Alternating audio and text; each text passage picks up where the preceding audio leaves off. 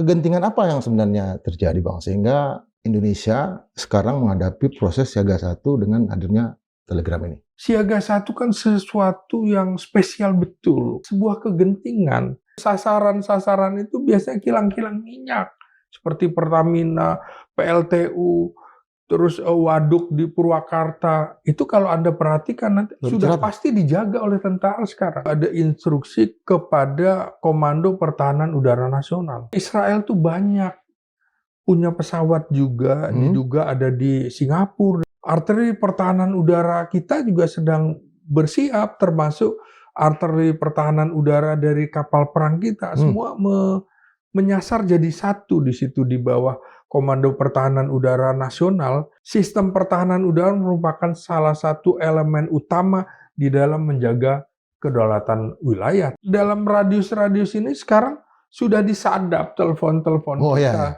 Kalau kita sadar itu, Bang. Ya, kita sadar kan. Kapal perang Cina kan memang sudah mendekat perairan Teluk. Kapal perang Cina juga sudah ada di Panama. Belum lagi di bawah air ada penguasaan optik oleh Rusia. Ini mengancam. Perintah siaga satu ini apakah hanya berdasarkan intuisi dari Panglima TNI atau perintah langsung dari Panglima tertinggi? Sudah dikoordinasikan dengan Presiden. Ideal nih situasi adalah Presiden dan DPR itu harus dilibatkan. Tapi mungkin itu adalah siaga perang. Ini kapan selesainya? Berarti hari ini masih tetap siaga satu ini berlaku? Geopolitik sedang tidak baik-baik saja. Kita tidak akan sanggup menghadapi perang udara seperti di Iran itu, tapi kita akan sambut ke dalam, silakan masuk ke dalam wilayah Indonesia, tapi Anda siap-siap pulang dengan kantong jenazah.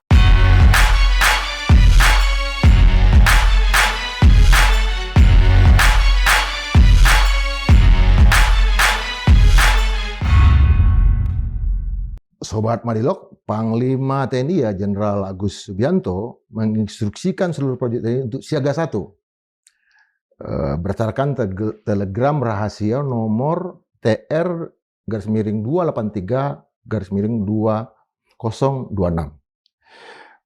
yang memerintahkan jajaran TNI siaga satu, dan ini ditandatangani oleh Asisten Operasi Panglima TNI Letjen Bobi Rinal Makmum di Jakarta pada 1 Maret 2026.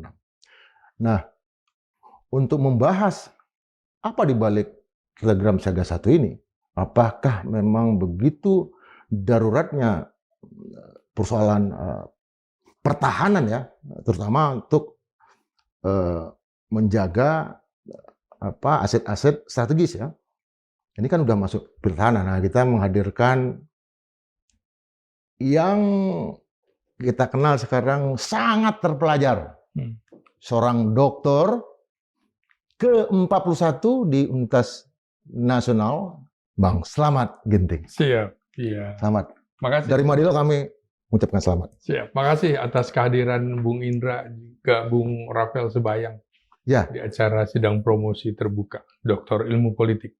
Ya. Nah, Bang, kegentingan apa yang sebenarnya terjadi, Bang, sehingga Indonesia sekarang menghadapi proses siaga satu dengan hadirnya Telegram ini? Ya, bagi saya sebenarnya siaga satu itu bukan hal yang aneh, bukan hal yang baru.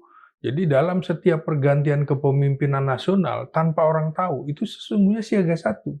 Karena jangan sampai ada sabotase, ada pergantian yang batal segala macam. Dan dalam beberapa kasus ketika April tahun 2011 juga, untuk menghadapi terorisme, kita juga melakukan siaga satu. Tapi memang tidak banyak terekspos. Nah, sekarang kan yang menarik adalah telegram rahasia, tapi terekspos. Kan mau tidak mau juga, artinya itu memberikan pemahaman kepada publik. Ada status yang menandai meningkatnya kewaspadaan negara terhadap dinamika politik global. Dan ini resmi ditandatangani oleh asisten operasi Panglima TNI per 1 Maret 2026. Yang menarik adalah ekspos dalam kasus itu agak terlambat ya, sehingga memunculkan juga sebuah kontroversi dari Kepala Staf Angkatan Darat Jenderal Maruli Simanjuntak yang menyatakan tidak ada itu siaga 1. Iya. Nah, baru kemarin direvisi, diralat pernyataannya. Karena pada saat menyatakan tidak ada siaga 1 itu rupanya belum membaca telegram. Nah, ini kan menarik. Siaga 1 kan sesuatu yang spesial betul. Kok kemudian ada koordinasi, ada komunikasi publik yang tidak bagus. Jadi menurut saya, saran saya sebenarnya kepada elit negeri ini terutama, ya kalau pertanyaan wartawan itu kan betul-betul ingin menanyakan sesuatu yang baru. Kalau belum paham, mendingan dia tidak jawab dulu atau menyerahkannya kepada, kalau di Angkatan Darat, Kepala Dinas Penerangan Angkatan Darat. Karena kalau misalnya Kasat salah ucap, yang merevisi siapa? Yang bisa merevisi pernyataan Kasat hanya 2. Wakil Panglima TNI dan Panglima TNI. Oh, atasannya dan mereka yang mengeluarkan ya mereka yang mengeluarkan telegram itu. Nah, sementara yang lain nggak bisa. Karena itu kalau misalnya Kepala Dinas Penerangan Angkatan Darat itu keliru, masih bisa diperbaiki oleh Kasat segala macam. Saya kira ini pelajaran komunikasi publik para elit kita agar tidak terlalu lancar dalam pengertian menjawab tanpa dasar. Nah, kembali lagi soal siaga 1 itu, ini langkah yang tidak bisa dilepaskan dari konflik regional, terutama di Timur Tengah yang melibatkan Amerika Serikat, Israel, dan Iran. Memang secara geografis jarak pusat konflik dengan kita di Asia Tenggara cukup jauh, tapi dampak politik, dampak keamanan, dampak psikologis masyarakat juga dari perang tersebut tetap akan mewarnai dan berpotensi merembet ke kawasan Asia Tenggara.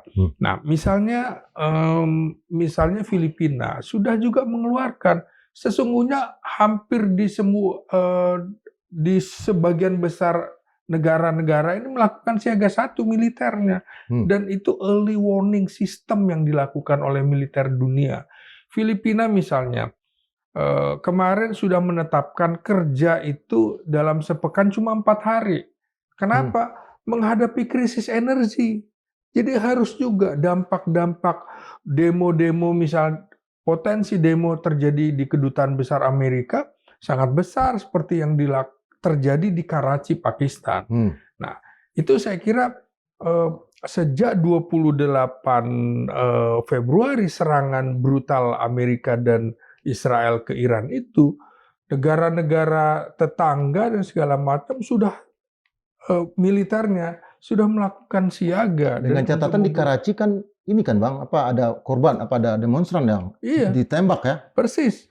Nah, ini juga posisi Kedutaan Besar Amerika Serikat di Jalan Medan Merdeka Selatan yang berdekatan dengan kantor Istana Wakil Presiden dan Gubernur Jakarta, dan berada di kawasan Monas, dekat juga dengan Istana Kepresidenan kita di Medan Merdeka Barat. Ini memang sebuah kegentingan. Saya langsung bisa memahami situasi siaga 1 itu, karena betul dalam konteks keputusan Panglima TNI menurut saya harus dibaca sebagai langkah kewaspadaan dini, dan ini kewaspadaan strategis menghadapi Indonesia sedang menuju situasi, maksudnya bukan indikasi bahwa Indonesia sedang menghadapi perang. Bukan berarti siaga 1 persiapan perang, tidak. Itu menjaga kewaspadaan nasional di mana geopolitik konflik di Timur Tengah bisa berimbas ke mana-mana termasuk di Indonesia begitu. Informasi yang Abang dapat di balik ini apa Bang? Terkait juga dengan bunyi dari ada 7 ya instruksi Panglima TNI. Apa informasi yang Abang punya? Fokusnya tentu saja stabilitas di dalam negeri menjadi sebuah prioritas. Bung Indra, kalau stabilitas sebuah negara itu lemah, maka diplomasinya juga lemah. Orang tidak akan menganggap Indonesia. Apalagi Indonesia sedang menawarkan diri menjadi makelar gitu ya, broker perdamaian. dalam konflik ini Hmm. sedang berusaha, bukan cuma Indonesia, Pakistan juga begitu, sedang berusaha menawarkan diri. Ini ya Pakistan kemarin rusuh, poinnya lebih bagus Indonesia kan di situ.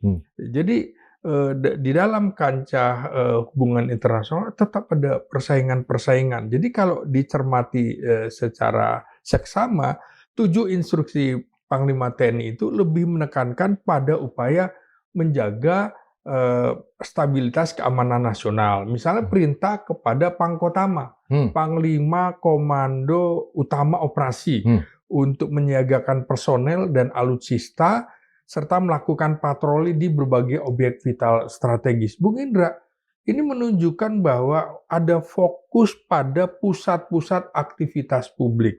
Nah, Siaga 1 itu sekaligus membatalkan TNI yang sudah tanda tangan untuk cuti, batal itu. Jadi mereka harus kembali ke kesatrian masing-masing, siaga memang. Nah, ini juga kenapa posisi aktivitas publik ya seperti bandara, pelabuhan laut, stasiun bus, dan fasilitas energi seperti kantor PLN, kantor Pertamina. Karena jangan dianggap nanti perang itu adalah serbuan seperti serbuan pesawat tempur Amerika dan Israel ke Iran. Nggak gitu juga.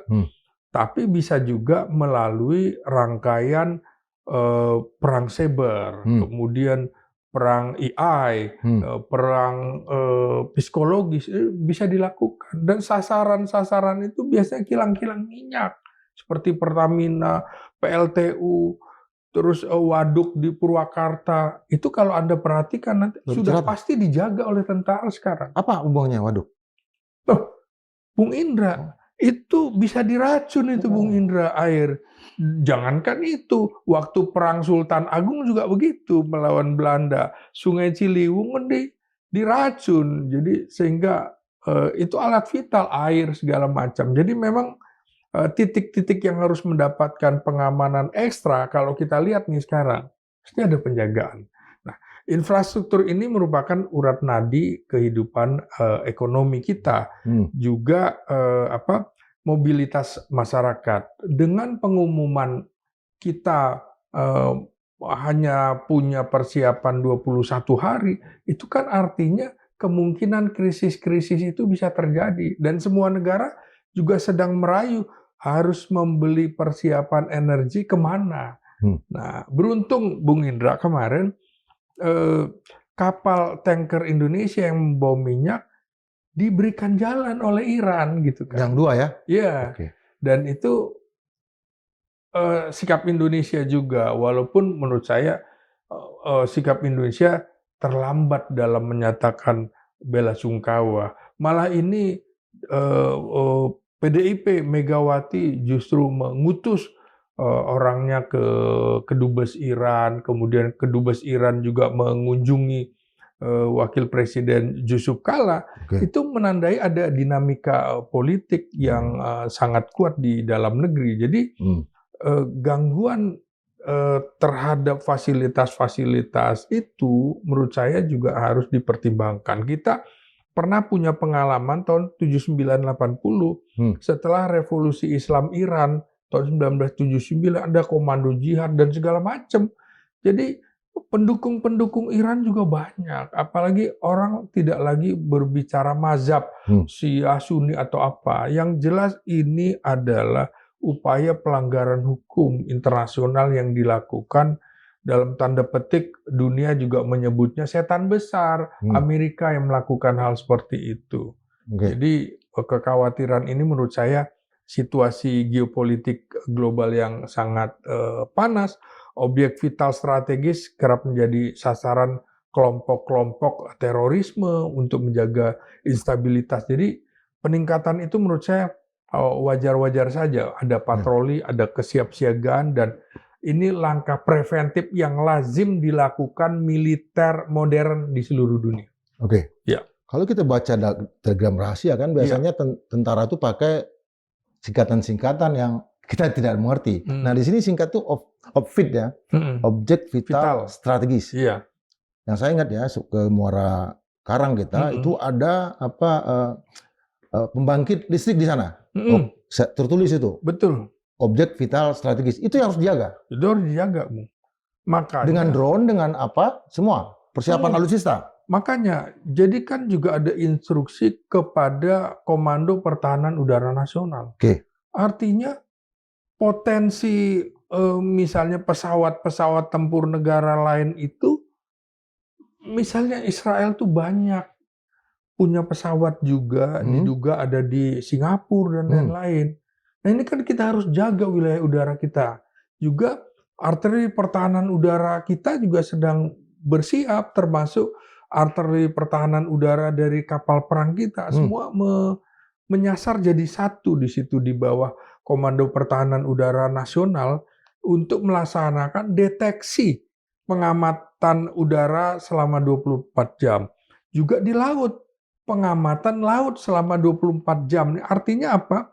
Dalam perspektif militer, sistem pertahanan udara merupakan salah satu elemen utama di dalam menjaga kedaulatan wilayah, termasuk wilayah laut, di mana kapal perang Cina kan memang sudah mendekat juga ke sana, dekat di perairan Teluk.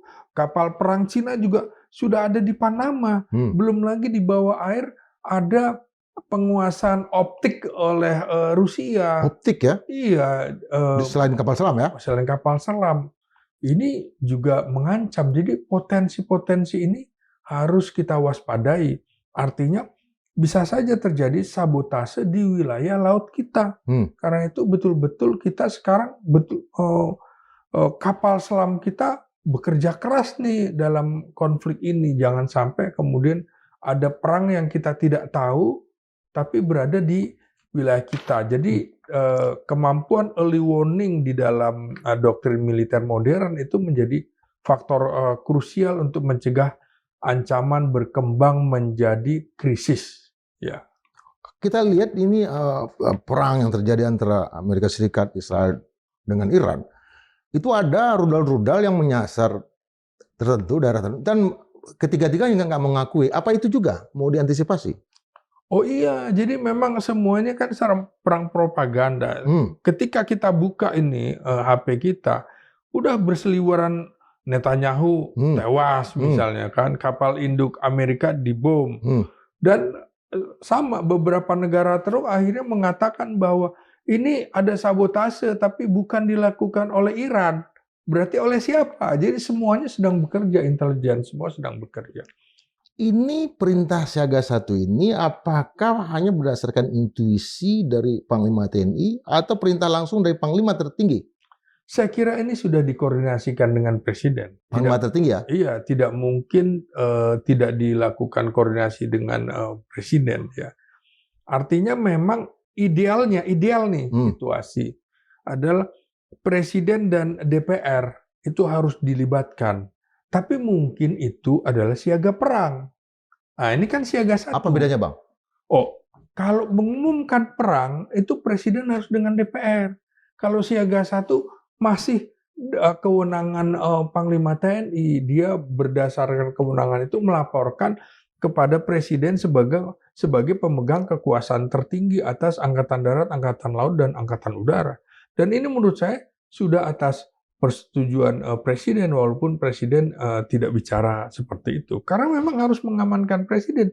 Jangankan dalam situasi geopolitik ini, pergantian Presiden kemarin, khawatir ada sabotase, itu juga siaga 1 tanpa harus diumumkan. Jadi ini langkah ini menunjukkan bahwa TNI berupaya memastikan tidak ada celah lagi dalam sistem pertahanan nasional kita di tengah tensi geopolitik global yang sangat tinggi.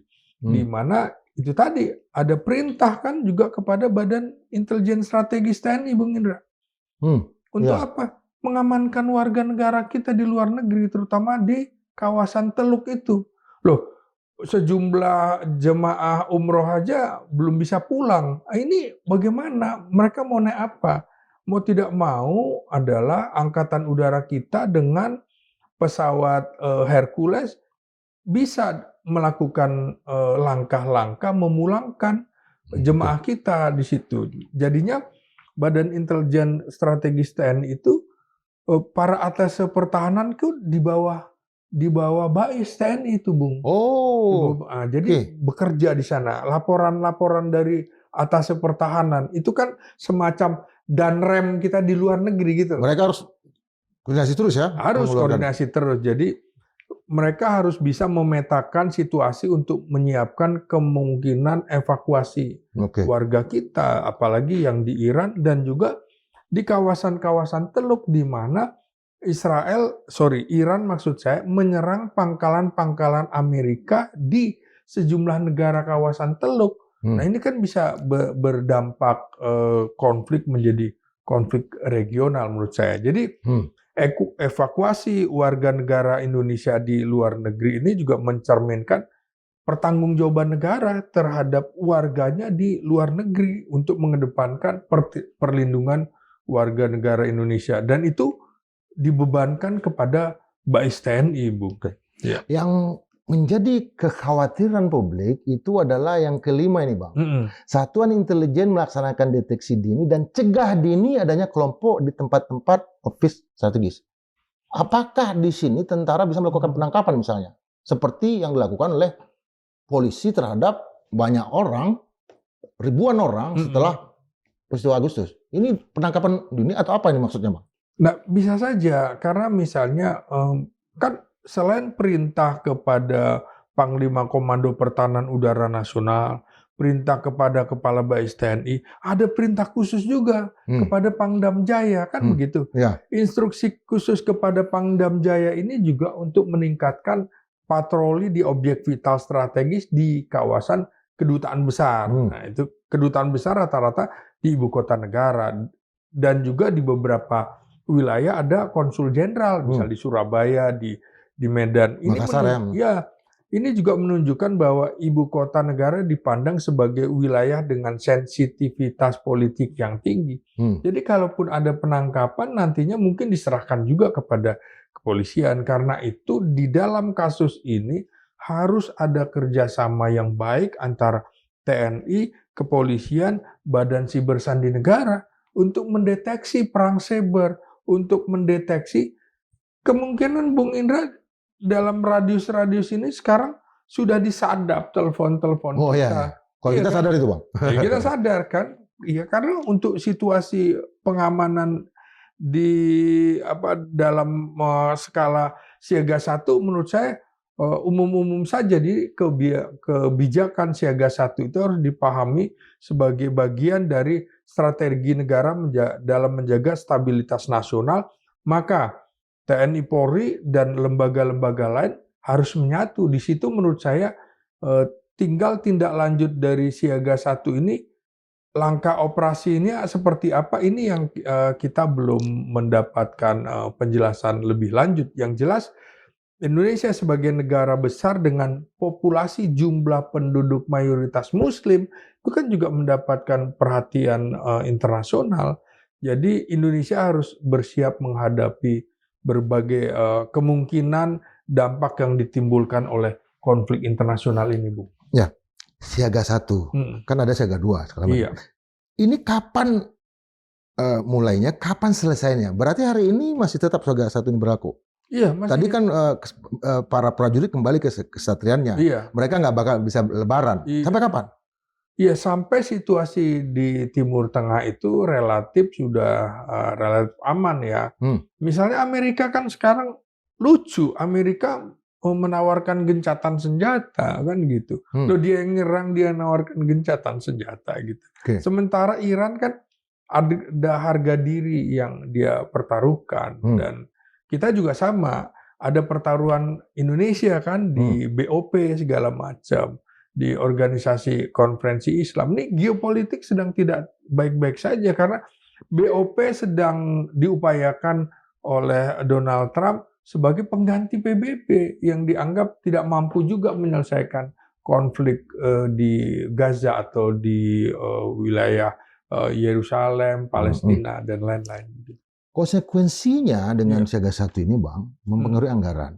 Iya. Apakah dan TNI kan juga udah mengajukan anggaran tambahan.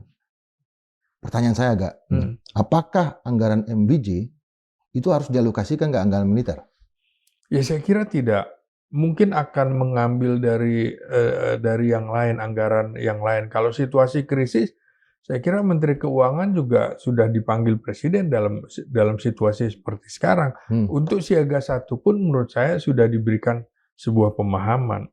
Artinya kita juga mempercepat pengadaan alat utama sistem senjata kita. Ya. Dan yang menarik kan juga ternyata alutsista Iran itu murah tapi canggih juga. Dan kemungkinan kita juga berpotensi membeli alutsista dari negara-negara Iran yang ternyata presisi, murah, presisi dan cukup efektif menghantam kekuatan negara adidaya seperti Amerika. Jadi kebutuhan anggarannya diarahkan ke sana? Iya. Untuk siaga 1 ini? Iya.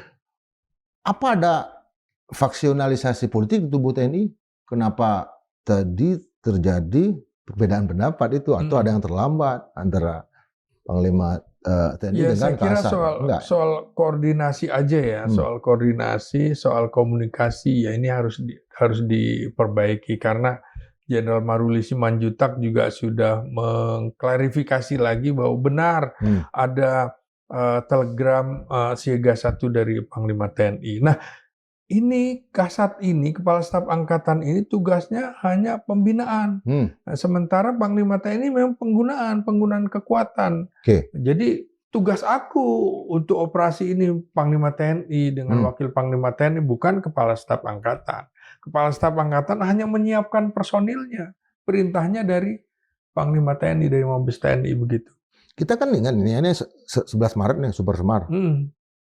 Atau Malari dulu antara kelompok Jenderal Sumitro dengan kelompok Ali Murtopo CS. Iya. Apa ada indikasi ke sana, Bang? Perpecahan di tubuh elit TNI. Jadi begini ya, saya belajar dari peristiwa Malari di mana ada kelompok-kelompok khusus yang mendukung presiden, ya, misalnya asisten pribadi, aspri presiden, gitu kan. Ada siapa? Ali Murtopo. Ada siapa? Sujono Humardani. Ada siapa? Suryo. Ada Cokro Pranolo, gitu. Ini yang dulu diprotes oleh militer yang memang berada di struktur kekuatan militer. Jenderal Panggabean, Jenderal Sumitro Gendut, gitu. Ini kan konflik. Nah, saya juga membaca begini, lingkaran presiden itu yang sering disebut Hambalang Boy, itu juga akhirnya nantinya bisa jadi masalah karena diprotes barangkali oleh elit-elit di TNI, elit-elit nasional, kesulitan untuk bertemu presiden misalnya. Terhambat oleh ini dulu oleh ASPRI, ya. Presiden akhirnya kan membubarkan ASPRI ini, Presiden Soeharto. Oh, ini biang kerok juga. Nah, ini kan banyak kemudian desas-desus rumor di mana para menteri sulit bertemu presiden. Bukan cuma menteri, elit-elit ya militer, elit polisi, elit intelijen. Dan ini kan bisa jadi masalah. Jadi saya kira ini lingkaran dekat presiden, Hambalang Boy juga barangkali harus dikritisi oleh presiden. Jangan sampai nantinya memfilter persoalan ke presiden yang baik-baik saja, yang buruk tidak gitu. Jangan sampai terjadi peristiwa seperti peristiwa Malari di mana konflik antar elit orang-orang dekat. Nah, kebetulannya kalau dulu sesama jenderal kan begitu. Cokro Pranolo jenderal gitu. Kemudian Sumitro. Ali Murtopo jenderal, Suryo jenderal megang keuangan, dan di sini juga ada jenderal-jenderal kan, Sumitro dan lain-lain. Nah, ini kan konflik antar jenderal. Tapi kalau yang Hambalang Boy kan bukan jenderal gitu. Ada yang bilang bukan Hambalang Boy aja, Tarnus Boy. Tarnus Boy atau apa. Saya kira Prabowo percaya pada artinya mereka bukan orang dalam kapasitas untuk sebetulnya melakukan sesuatu untuk menghambat presiden. Nah, ini dia, menurut saya komunikasinya juga harus dibangun, bahwa kemudian penasihat khusus presiden mau bertemu, ya wajar. Loh, dia dilantik jadi penasihat khusus presiden. Contohnya siapa, Bang? Ya contohnya Jenderal Purnawirawan Wiranto, Hmm. Jenderal Purnawirawan Dudung Abdurrahman, pernah bertemu presiden nggak? Secara khusus. Oh iya ya. Ya ini kan udah 1,5 tahun. Belum pernah ada paparan dari mereka, saya bertemu presiden, menyarankan ini, segala. Nggak ada. Termasuk Jenderal Luhut kan? Eh, Sebagai orang apa tuh, penasihat juga kan? Dewan Ekonomi ya. Iya. Nah itu Secara yang, berdua kan nggak pernah ya? nah makanya ini juga banyak kemudian desas-desus, beberapa menteri mau ketemu susah dan segala macam. Kita tidak ingin kemudian konflik di elit lingkaran istana ini menjadi konflik yang kemudian berimbas kemana-mana. Saya kira harus ada jeda waktu, harus ada forum di mana Kepala Badan Intelijen Negara bertemu dengan Presiden. Karena mata dan telinga kan gitu. Kepala Bais TNI, apalagi juga situasi seperti ini. Kan dia bekerja sama dengan Kementerian Luar Negeri, Atas Pertahanan kan bekerja sama dengan para dubes. Ingin mengetahui situasi, ya harusnya diberi. Misalnya sebulan sekali bertemu dengan para menteri, segala macam. Dan ini jangan sampai desas-desus rumor ini menjadi isu yang tidak menguntungkan bagi Presiden Prabowo di tengah kegentingan geopolitik global ini, Bung. Apakah begitu serius, Bang, keberadaan dari, kalau saya merefer kepada cakra birawanya Presiden ini? Apakah begitu serius, Pak? Kelihatannya udah mulai serius ya? Ya kan sama dengan waktu peristiwa 65 itu ya, di mana kemudian Presiden Soekarno lebih percaya kepada pas pampresnya, Komandan Cakrawida Birawa itu, Brigjen Sabur dan Letkol Untung. Dampaknya seperti ini. Ketika sulit Pangdam Jaya bertemu, Umar Wirahadi Kusuma kan sulit bertemu Presiden Soekarno di akhir-akhir pada situasi genting itu, sampai kemudian juga muncul utusan kan, Super Semar itu kan, Jenderal Yusuf, Basuki Rahmat, Amir Mahmud. Nah, Amir Mahmud kan situasinya juga setelah dia menjadi Pangdam Jaya menggantikan Umar Wirahadi Kusuma yang geser menjadi Panglima Kostrat menggantikan Jenderal Soeharto.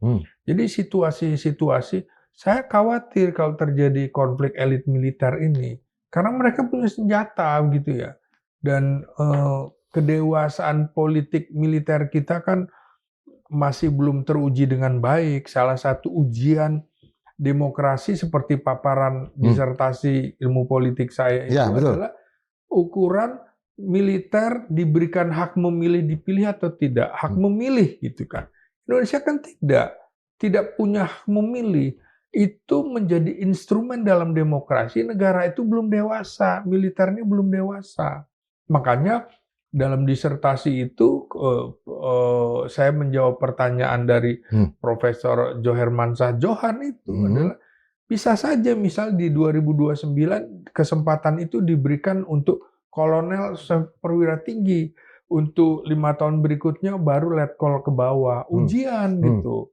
Anda bisa juga kok ikut di dalam pemilihan RT RW gitu kan, atau kades di sebuah wilayah. Kenapa untuk pemilu nasional nggak bisa? Hanya beberapa negara di dunia yang militernya tidak memilih gitu ya. Kita harusnya sudah 75 tahun merdeka, harusnya militer kita semakin dewasa dan tidak bawa-bawa politik praktis. Ini memilih juga untuk politik negara, jangan terlibat terseret arus politisi sipil begitu. Saya coba bertajam, Bang. Untuk peristiwa 98 ada pergerakan pasukan ke Solo. Itu menyebabkan konflik kan antara Jenderal Wiranto dengan Pak Prabowo Subianto. Nah, begitu juga dengan 65. Ada pasukan yang bergerak untuk Ganyang Malaysia. Ini tentara Soekarno, loyal Soekarno, yang nggak bisa. Mereka keluar dari ibu kota sehingga ibu kota bisa dikuasai oleh kelompok anti Soekarno. Apakah ini akan terjadi juga dalam hal yang bersifat siaga satu ini? Kalau di dalam peristiwa Ganyang Malaysia itu yang kemudian berlanjut ke peristiwa G30 SPKI, memang kita sedang mempersiapkan Ganyang Malaysia. Hmm. 60% pasukan kita berada di Sumatera dan Kalimantan, gitu. Sementara Pulau Jawa tidak terlalu banyak, kan gitu. Hmm. Ya antara lain RPK atau Kopassus yang disebut Kopassus sekarang, itu kan pasukannya Kompi Faisal Tanjung kan memang disiapkan juga untuk PGRS Paraku gitu kan. Ya. Dengan pakaian yang bukan loreng, pakaiannya adalah hijau yang berbeda. Kemudian ternyata itu dimanfaatkan oleh PKI, ada kekosongan karena militer kita banyak keluar, maka disinilah ada kesempatan untuk mengambil alih kekuasaan. Ya, untungnya dalam tanda petik itu akhirnya udah siap berangkat itu pasukan Kompi Faisal Tanjung itu. Dan Kompi Faisal Tanjung lah yang membuat kemudian Sarwo Edi mengambilkan jaket loreng Kopassus itu. Jadi pakaian itu adanya di peristiwa 65 ketika pakai jaket loreng, bawahnya celananya bukan loreng, hijau itu. Karena memang tidak ada seragam lain, mereka tidak punya. Mereka juga punya identitas lain. Nah, peristiwa 98 itu memang ada pergantian komandan PPRC, pasukan pemukul reaksi cepat di divisi di Malang, divisi 2 di Malang itu. Nah, Prabowo berkeberatan untuk berangkat, tapi ini kan perintah Panglima TNI, Jakarta sedang genting. Justru harus ada pergerakan pasukan Kostrad di Jakarta. Bergeraknya ke mana? Di Jakarta? Ya ke Jakarta, iya. Kostrad itu kan pasukan komando cadangan strategis. Dia kalau ada situasi itu dia harus membackup kodam-kodam yang di mana ada situasi genting, mereka disiapkan. Memang ini pasukan cadangan strategis yang kemarin baru ulang tahun ke 65 tahun, Bung. Dan kita tahu kan waktu Pak Prabowo menjadi panglimanya itu dari 1 divisi menjadi 3 divisi ya? Bukan, tetap aja divisi 3 kan baru belakangan ini aja. Baru Prabowo tidak. Dia mengembangkan memang brigade-brigade infanteri. Karena divisi itu terdiri dari brigade-brigade. Kalau brigade terdiri dari batalion-batalion begitu kan. Nah, jadi 3 batalion bukan? Ya, rata-rata gitu. Misalnya 1 brigade itu 3 batalion. 1 divisi 3 brigade, seperti itu. Nah, sekarang Indonesia dengan adanya pengembangan alutsista dan Kostrad juga menurut saya mesti dikembangkan lagi menjadi 5 divisi nantinya.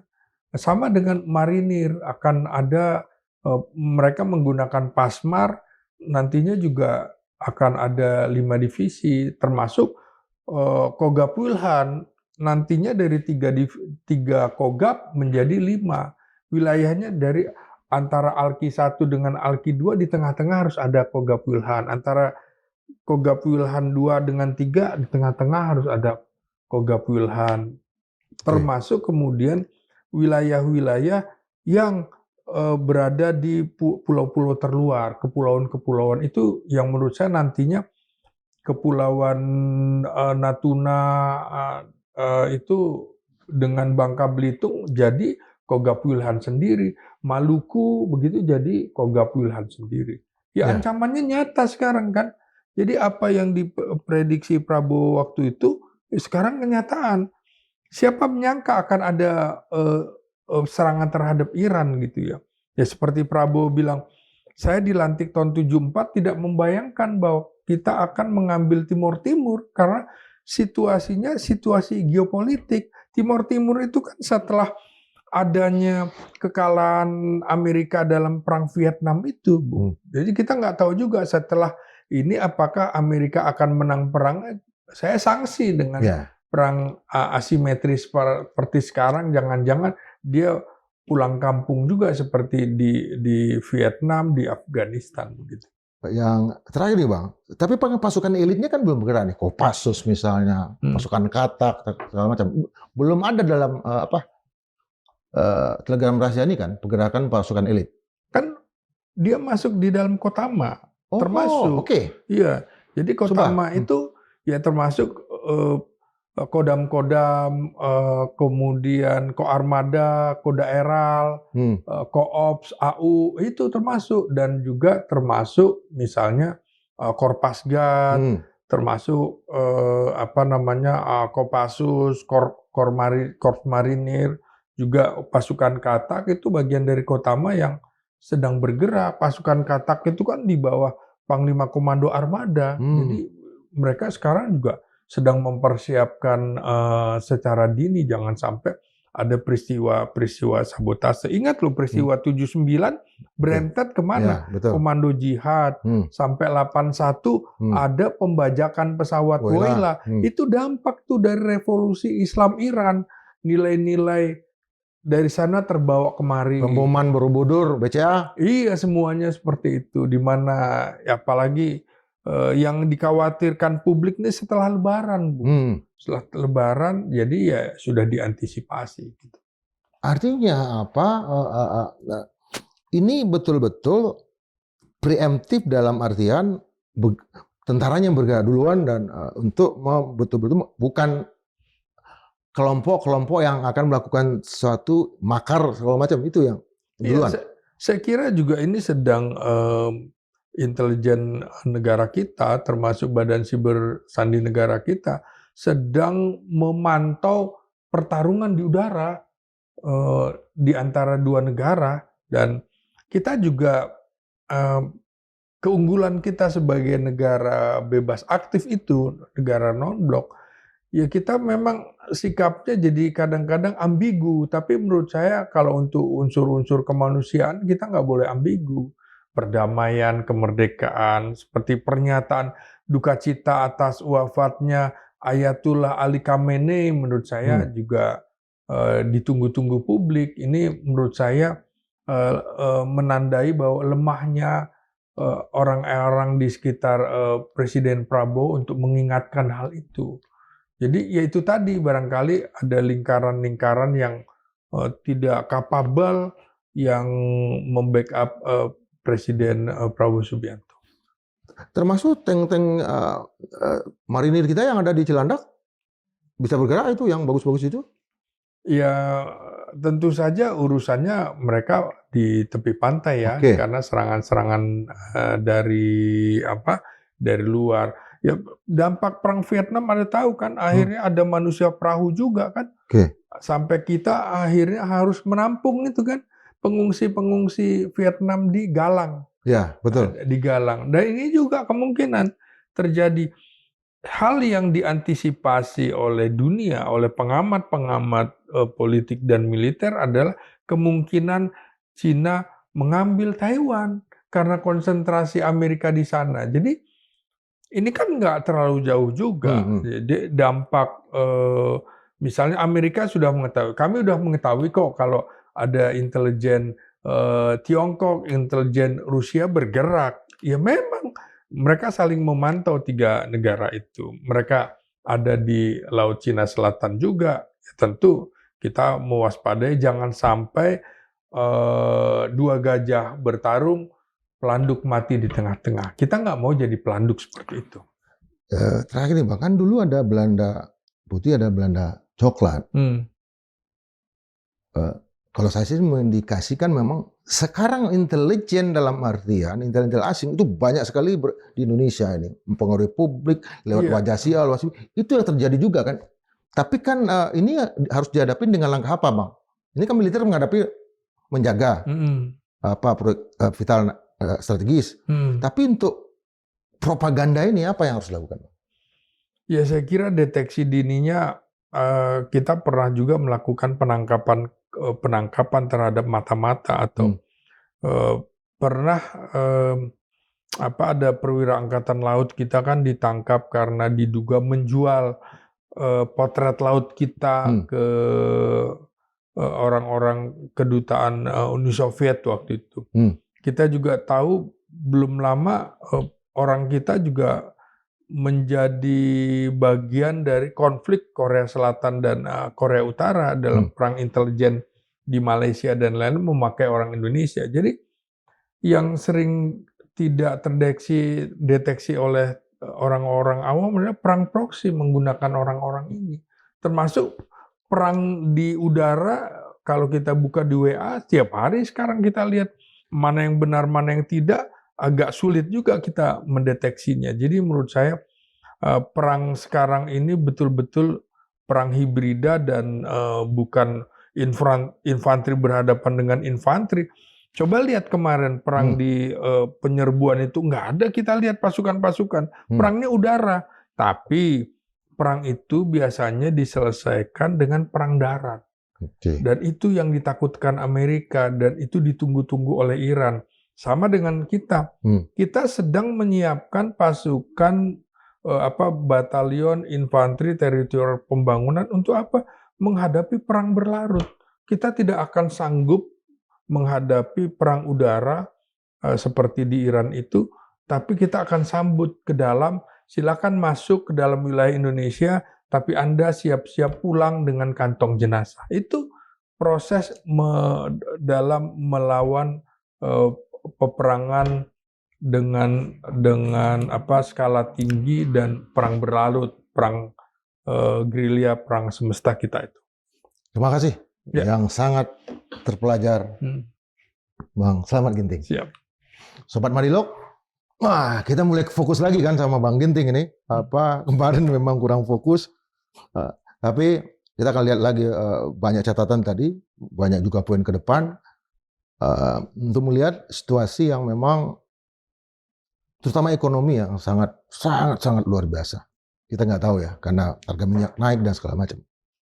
Dan saya juga banyak bicara dengan yang bawah ya, masyarakat bawah itu mereka bahkan sudah punya tekad bahwa kalau kejadian 98 itu lebih parah lagi, dan mereka udah siap untuk itu.